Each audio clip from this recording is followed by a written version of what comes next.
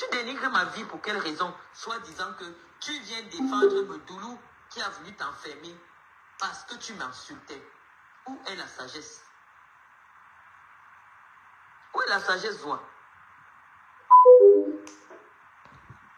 Tout ce que tu as dit sur moi, les gens voient que c'est faux.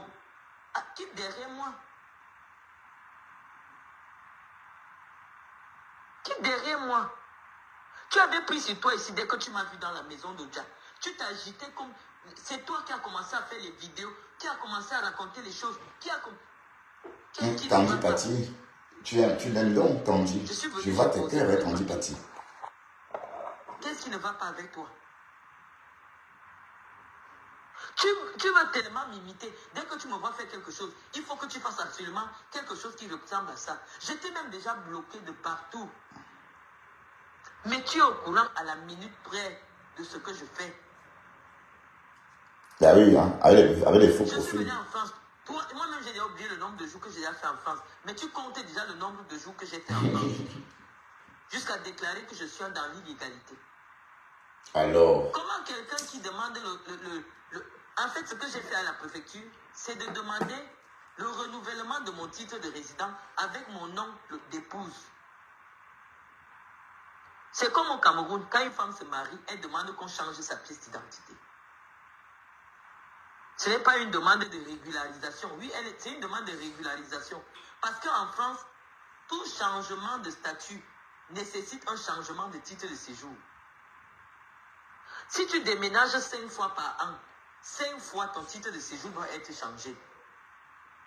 La préfecture doit être au courant. Si tu n'es pas sur le territoire, ils doivent être au courant que tu n'es plus sur le territoire. Ils suspendent ton titre de séjour. Parce que le fait... Son français est trop pour les Waka. C'est un commentaire. Ça bloque ton papier sans avertir la préfecture. Quand tu vas revenir leur demander, ils vont te bloquer. Ça a une incidence juridique. Lorsque tu te déplaces hors de la France, alors que ton foyer conjugal est en France, ça a une incidence juridique. Donc la préfecture doit savoir que tu pars pour des raisons professionnelles. Tu dois légalement partir et revenir de manière légale. Si un seul jour, j'avais des problèmes de papier en France, l'ambassade ne pouvait jamais me donner le visa. Ouais, c'est vrai. Toute personne qui a le visa, le type de visa c'est vrai. C'est des gens qui ont droit au titre de séjour ouais. en France. C'est clair. L'histoire de visa D, visa D, c'est pour les gens qui font ce qu'on appelle le regroupement familial.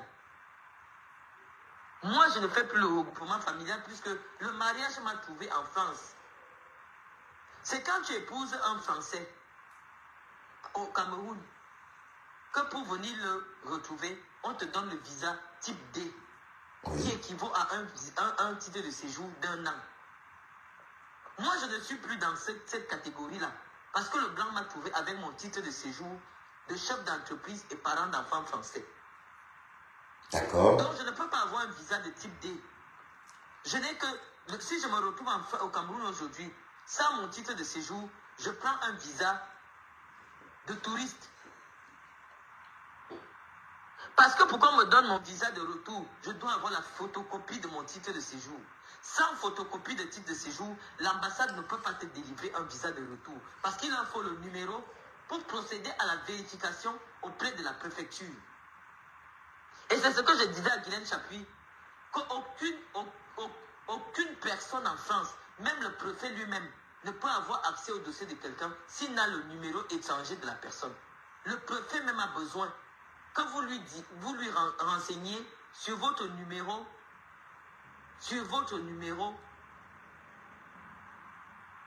d'étranger pour qu'il entre dans votre dossier. C'est un fichier sécurisé. L'immigration en France est dans un fichier sécurisé. N'importe qui n'y a pas accès.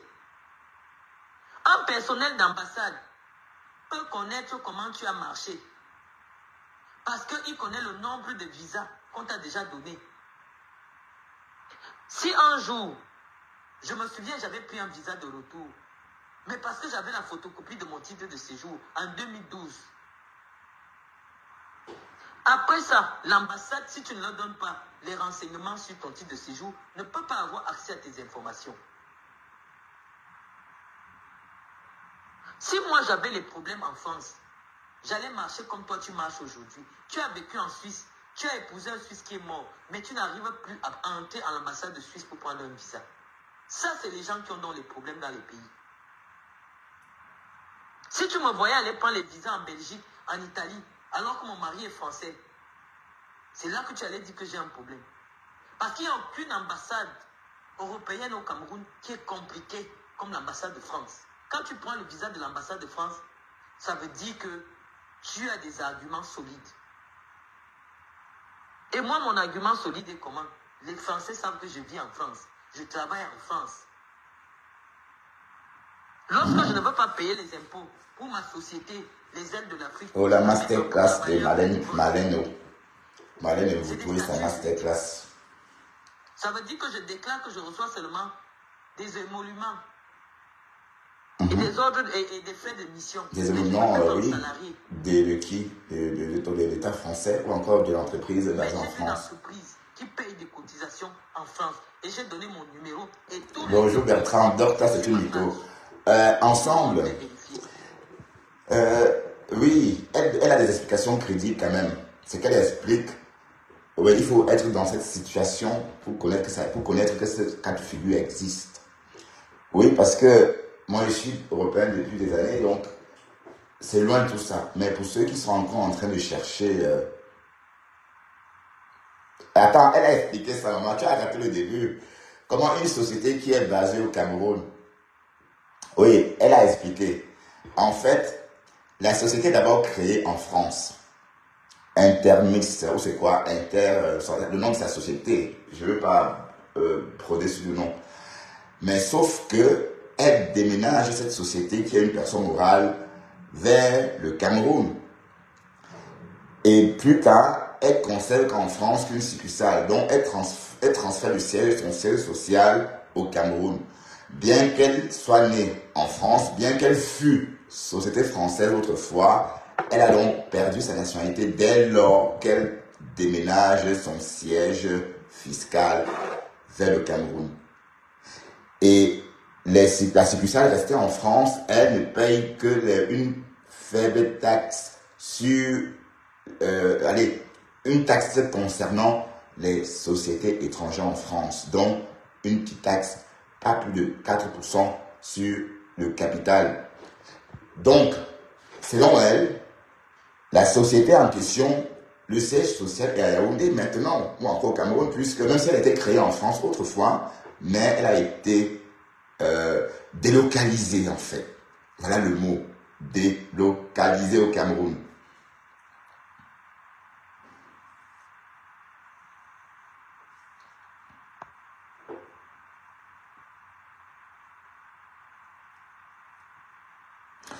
Ensemble dit, Bertrand, j'ai fait une création de reprise et création d'entreprise. C'est faux. Les impôts se basent sur les revenus, non, sur le revenu de la société. Oui, mais attends, ça dépend. Ça dépend où est le siège social de cette société. Oui, c'est pourquoi, par exemple, par exemple, Arnaud, hein, le grand homme d'affaires, son siège fiscal, c'est en Belgique. Parce qu'il échappe à une partie des impôts sur la fortune en France. Vous savez qu'en France, il y a l'impôt sur la fortune. En Belgique, il n'y a pas. En Belgique, il n'y a pas d'impôt sur la fortune. Donc, même Gérard Depardieu, tout le monde, tous les grands, Johnny Hallyday avant sa mort, beaucoup de personnes ont préféré délocaliser, n'est-ce pas, le siège fiscal en Belgique, comme ça en France. Mais est-ce que vous savez que Bettencourt, par moment, payait 40 000 € d'impôts? Liliane Bettencourt, il y a quelques années, ça a fait un scandale parce qu'elle a payé 40 000 € d'impôts. Pourtant, c'est la famille, elle était déjà la femme la plus riche du monde. Donc, ensemble,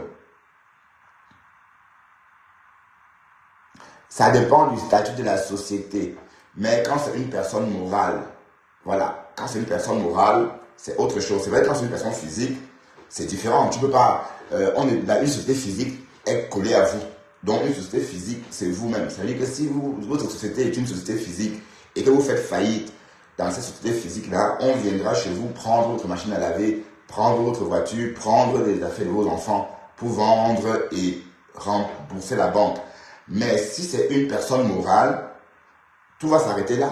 Vos biens personnels vont rester chez vous. On ne va jamais venir saisir vos affaires parce que la société, c'est une personne morale. Elle existe en tant que telle, comme une personne morale, et vous n'êtes que l'administrateur. Voilà, donc, pour répondre, avant, elle reconnaît que la société est au Luxembourg. Elle manque même pour le titre de séjour. Ouais, ok, ensemble. Oui, c'est ton point de vue, hein. Écoutons un peu. Donc, vous là qui venez me dire, oh, arrête de mettre tes documents sur Internet parce que ça va même te causer des problèmes. Non. C'est moi qui connais ces choses-là. Vous ne les connaissez pas. Un document en France, même si tu écris à la préfecture, s'il n'y a pas les références du document, la préfecture ne peut pas le retrouver.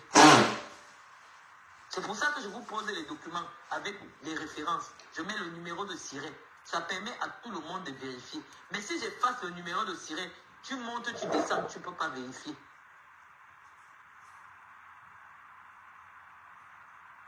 Oui, qu'elle montre le bilan d'exploitation de la thèse. On peut aller voir ça en direct. Hein. Bon, ensemble. Tu t'es mal. Ce que tu demandes, le bilan d'exploitation, avec son numéro siret, tu peux avoir accès à ça. Hein. Je crois qu'elle a posté ça sur sa page. Donc, si je ne me trompe pas, tu peux te renseigner sur son bilan. C'est comme ça qu'on a fait pour dire que la Gluta avait déposé le bilan. La Gluta est sortie, démenti que déposer un bilan, quand on confond aller déposer ses feuilles d'imposition au fisc avec l'action de déposer un bilan qui veut dire fermer la boîte. Maman, ce jour-là, j'ai tellement ri. Donc, la Gluta est en train d'expliquer la différence entre aller déposer les feuilles d'imposition et déposer le bilan. Mais bon, c'est clair qu'on connaît tout ça. Étant fertile, soi-disant, mais tu n'as pas accouché un enfant métis. Ce n'est qu'au Cameroun que tu as aligné avec les enfants qui n'ont pas de père.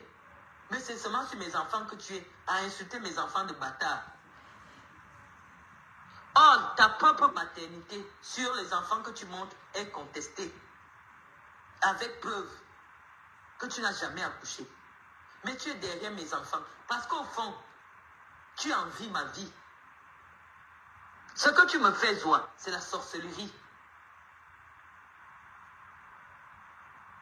Tu es resté, tu as épousé un blanc riche, moi j'ai épousé un blanc pauvre. Mais tous mes enfants ont grandi dans ma maison, avec mon blanc pauvre.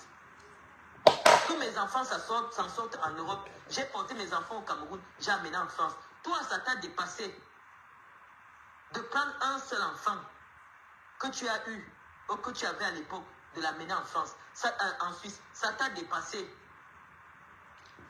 Si ton fils était arrivé en Suisse, c'est qu'aujourd'hui, il travaille. Et au lieu de te vanter avec 1500 € ou 2000 €, tu aurais aujourd'hui en train de dire que mon fils et moi, nous gagnons 5000 €. Tu as laissé ton fils au Cameroun, même l'école, il n'a pas pu faire. Le seul diplôme que ton fils a, c'est le CEP. J'ai la photocopie de ce CEP-là. Le seul diplôme que ton fils, qui a l'âge de ma fille, 24 ans. C'est-à-dire au moins 24 ans, si tu n'as pas coupé son âge, c'est le CPE.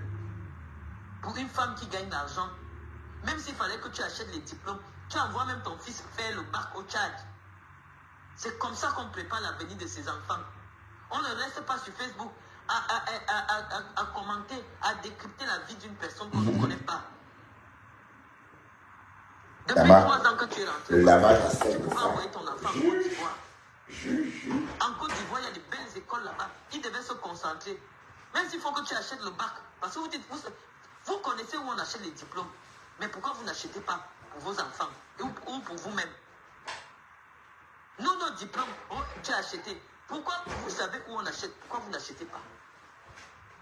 Pourquoi vous n'achetez pas les diplômes pour vous?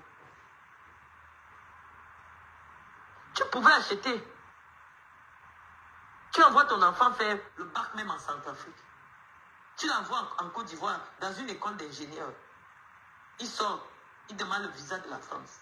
ou des États-Unis ou du Canada. C'est-à-dire que les mêmes entrées que tu as pour obtenir les visas des États-Unis, les visas du Canada, tu te concentrais, tu mettais 20 millions sur la table, que ton enfant aille aux États-Unis continuer.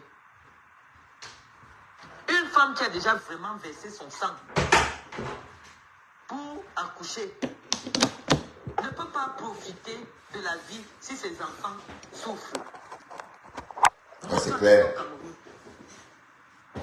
Les petits mois que je venais passer au Cameroun, quand je fais un bon repas, ça n'a même pas de goût. Dès que je pense à mes enfants, je dis ouais, s'ils étaient là, ils allaient partager ça avec moi.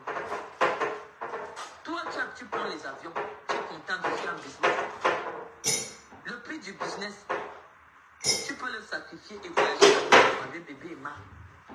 Bébé Emma a une mère qui est internationale avec le passeport le plus puissant. Mais bébé Emma n'a jamais vu l'intérieur de l'avion. Waouh. Elle est même en Tunisie. Mais oui, c'est vrai. Ouais, c'est vrai. Tu as la possibilité Oui, mais c'est vrai. Mais pourquoi Marc ne voit jamais avec bébé Emma? Ah oui, ça. Mais attends. Ensemble.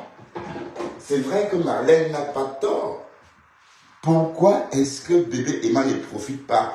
Donc, normalement, bébé Emma serait parti au moins déjà 3 fois à New York et 2 fois en Europe.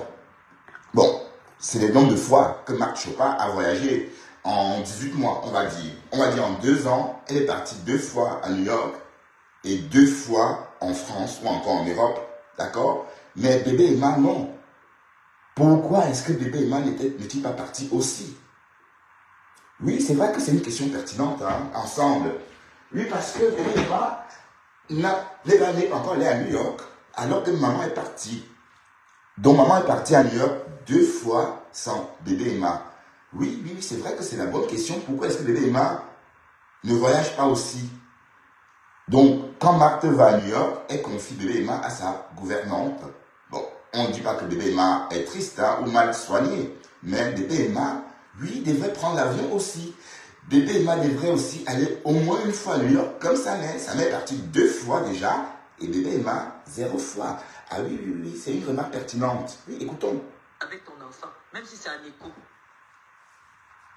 Parce qu'à ton âge, avec un enfant qui a moins de 5 ans, la probabilité pour que cet enfant ait 20 ans et que tu sois en vie est de 30%.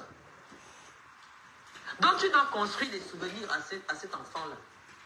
Si la France, ça ne marche pas, tu pars aux États-Unis avec des enfants. Tu vas au Canada, tu les laisses même là-bas. Comme tu as beaucoup d'argent, tu es milliardaire, tu achètes une maison. Tu vends la bicoque qui est au Cameroun. Les Nigérians sont comme ça, oui. Le Cameroun n'a pas de valeur. Tu achètes une maison au Canada. Tu laisses tes enfants là-bas. Ouais. Tu viens louer au Cameroun. Parce que la maison que tu auras achetée au Canada aura beaucoup plus de valeur. Oui, d'un côté, tout le monde croit que Marthe vit plus pour elle. Marthe Chopin vit plus pour elle. Parce que ce que Marlène vient de dire, elle a raison. Imaginez un peu un scénario, la maison de Marthe Chopin qu'on connaît actuellement, soit au Canada ou en Europe. Ses enfants y habiteront. Et elle vivra en location au Cameroun, ou encore elle prendra le temps de se construire une nouvelle maison au Cameroun pour elle. Mais en fait, elle a d'abord voulu vivre pour elle. Mais c'est bien de vivre pour soi. Mais quand on a des enfants, on fait autrement. Oui, parce que si elle avait fait comme la Marlène, comme Jamais sans ma fille, Ashley Field, dans Jamais sans ma fille, vous connaissez tous le film, hein, ensemble, tu te souviens, ils sont de la même génération. Je te souviens de ces films-là, c'est sorti quand on était très jeune à l'époque. Jamais sans ma fille, avec Ashley Field. On a d'ailleurs, c'est sorti au cinéma au Cameroun à l'époque. Le cinéma Le Vouri existait encore. Et dans ce film, Jamais sans ma fille, c'est une femme qui est mariée avec un Iranien aux États-Unis. Ils vont au Cameroun et on lui dit qu'elle va rester, qu'elle va désormais vivre en Iran, la tête attachée jusqu'au cou. Donc le combat était de sortir de l'Irak avec sa fille. Jamais sans ma fille. Bon, si Marthe Chopin s'était comportée comme Ashley Field dans ce film-là, elle aurait traîné ses enfants avec elle. Dès lors, en Europe, en Suisse, partout où elle est allée.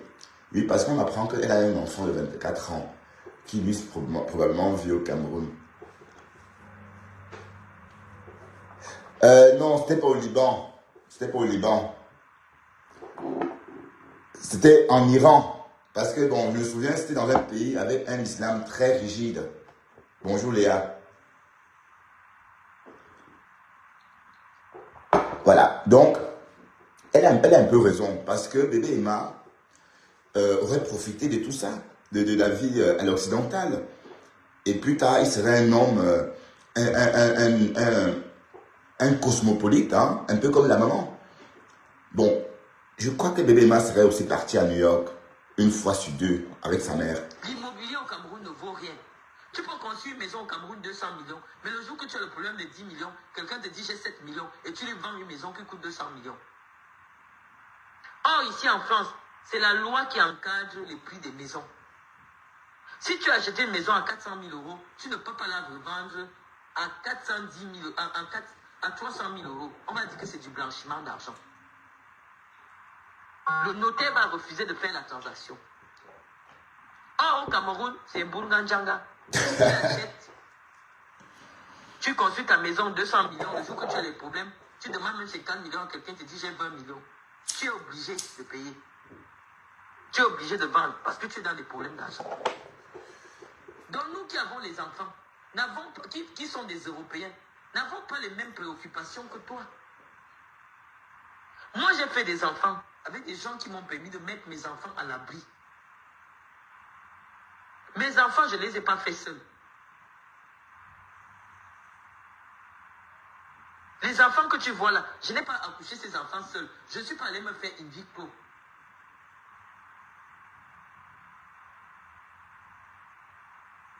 Donc, Zoa, la compétition que tu fais avec moi, tu restes dans ton carabout au Cameroun. Non, mes enfants sont des Européens. Ils veulent des appartements en France. Ils veulent des maisons en France. Ils veulent la vie en France. Leur vie n'est pas au Cameroun.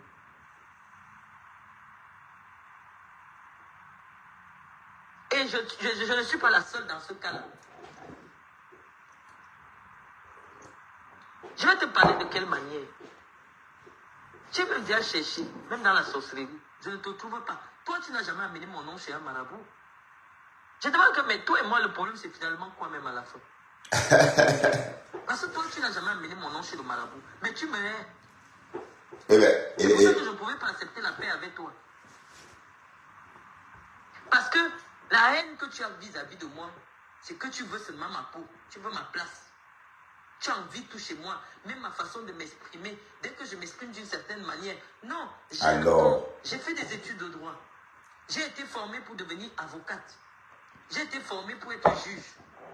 Et après, j'ai fait des études de communication. Tu ne peux pas t'exprimer comme moi. Tu ne peux pas t'exprimer comme moi.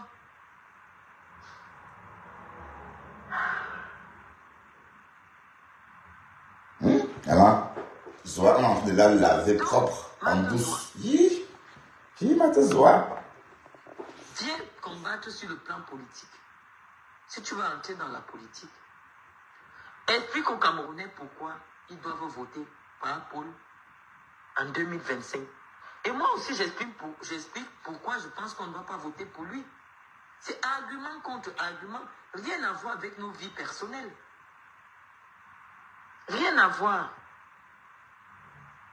Viens dans le domaine politique si ça te plaît. Mais je te dis, tu n'es pas ma catégorie. Le débat politique, c'est par catégorie. J'ai de la visibilité. Ça fait que quand Aline Zomo écrit seulement Marlène Mvutu officielle, elle, actuellement là, en 2 jours, elle a 150 000 vues sur sa page. Parce que les gens sur Internet cherchent même ma page. Les gens ne savent pas. J'ai rendu ma page invisible. Ouais, c'est vrai. Qui n'ont pas les amis en commun avec moi. Ouais, c'est vrai. Oh, je n'ai que 545 amis. On a du mal, j'ai eu du mal. Hein. Donc, si tu n'as pas un ami en commun... J'ai créé une nouvelle page pour voir. Je n'ai pas... C'est vrai, elle a raison. Donc, les gens, tellement ils entendent mon nom dans les buzz, ils me cherchent partout sur Internet. Les Zombobems, on sont obligés de récupérer les vues que moi, je devais avoir. Parce que moi, je ne cherche pas les vues. Ça veut dire que pour que le ministre de la Communication entende ce que j'ai à dire, je sais que c'est M. Denis Somba, le directeur le directeur de la communication qui est sur ma page, là, qui allait lui dire que... Donne-moi le faux profil, c'est quoi? Parce que ma page n'est pas accessible. C'est pour ça que je n'ai pas les vues. Actuellement au Cameroun, tout le monde cherche mon compte Facebook. Or, le compte Facebook qui a mon nom, je ne publie pas là-bas. Le compte Facebook, Marlène Mvutu, je ne mets rien là-bas. Ouais, c'est clair. Et ce compte-ci, c'est un compte qui n'est pas visible aux gens qui n'ont pas les amis en commun avec moi. Donc, Black Beauty, dit Tata Marlène. Black Beauty, dit Tata Marlène. Fais une conférence, on sera versé là-bas. Waouh! T'as la coupe de ça. C'est bien. Ça concerne Marthe Zoua. Maintenant, nous allons à convoquer Nivakin. Ou c'est une femme, ou c'est un homme. Allez rechercher Nivakin. Bipé Nivakin. C'est petit Dexo. Nivakin. On m'a envoyé ton direct. Il ne faut pas croire que... Ah oui? Je suis homophobe, non. Non, avec Bertrand, sur mon nom, c'est pas possible parce que je suis bloqué sur sa page. À mon physique, à ma beauté. Elle m'a bloqué l'année dernière. Je suis obligé de me demander si tu es une femme ou si tu es un homme. Si on ne trouve pas, ça signifie que tu es une erreur de la nature. Hey. La nature s'est trompée quand on te créait. Hey. Parce que figure-toi... La mère de Nivakin a 1 an de moins que moi. Hein.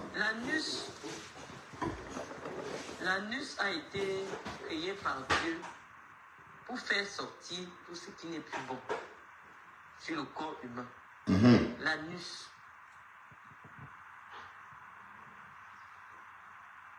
Mais toi, tu as décidé que... Je sais que peut-être tu n'as pas décidé, mais je suppose que tu as décidé. Je vais te laisser le libre arbitre. Tu as décidé que l'anus, c'est ton sexe. Elle reprend ma Nivakin. C'est là, par là, que tu vas prendre plaisir. Donc, tu es obligé d'être de mauvaise humeur tout le temps. Nivakin parce que... Je m'imagine quelqu'un qui, à chaque fois, il finit de faire l'amour. Ça sent le caca. Hey. Georgette Chipon. Bonjour Georgette Chipon. Ça va? Bon samedi, ma saumon. Ma saumone. Tu ne peux pas être gentil. Toi, tu t'assois, tu m'insultes. Je demande que mon problème avec Nivakin a commencé à quel niveau? Je vais t'écouter. Tu dis que c'est pour venir défendre Chantal Biya. Alors, je questionne ton parcours. Tu n'as pas fait les études. Parcours chaotique. Tu as fui le Cameroun par la route. Tu as traversé le désert. Tu es arrivé dans un pays qui t'a donné l'asile politique. En Belgique. Que le mari de Chantal Biya. En Belgique, est-ce qu'il travaille même? Seulement fini avec les homosexuels. Il dit qu'il ne veut pas ça. Le mari de Chantal Biya dit que il n'y a pas de place pour des gens comme toi dans son pays.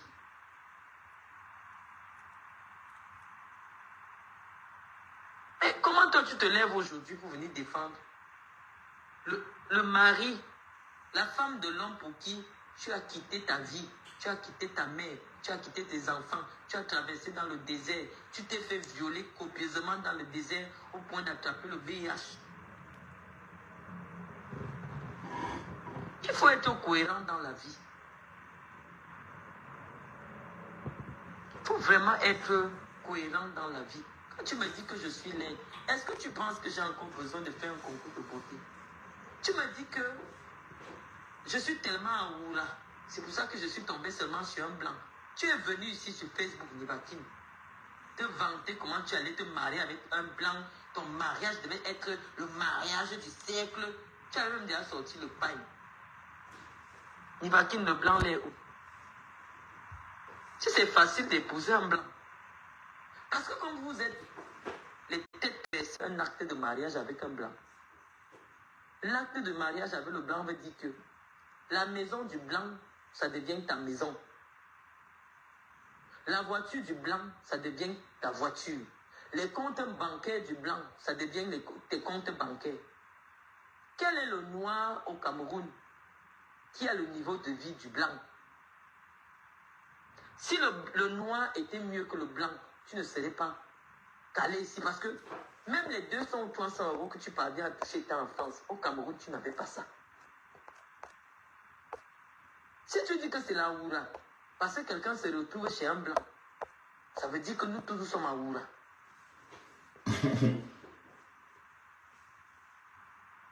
Toi, tu étais tellement content ici que le blanc va t'épouser. Pourquoi il n'y a pas eu le mariage? Pourquoi tu n'as pas célébré le mariage? La qualité que tu étais heureuse là. Si c'était facile, est-ce que c'est facile? Même quand tu pars en Grimba, pour aller attacher le blanc, tu sais avec quoi on attache le blanc, Nivakin, avec la cellule. Tu ne connais pas comment on épouse le blanc. Le niveau du Grimba, parce que le blanc est comme la silure. Tu connais la silure? Lorsque tu pars au Grimba où on attache le blanc, on va te demander la silure. Parce que ce n'est pas facile. Mais le marabout dit que hey, les gens là sont compliqués.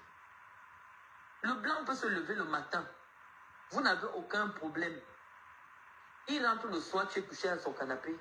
Il dit qu'il veut le divorce. Le blanc est sans sentiment. Je ne dis pas qu'il est sans sentiment. C'est quelqu'un qui sait où il va et ce qu'il veut. Il peut te dire oui aujourd'hui. Il va au bureau. Il revient te dire que non, il a changé d'avis. Il dit qu'il a changé d'avis.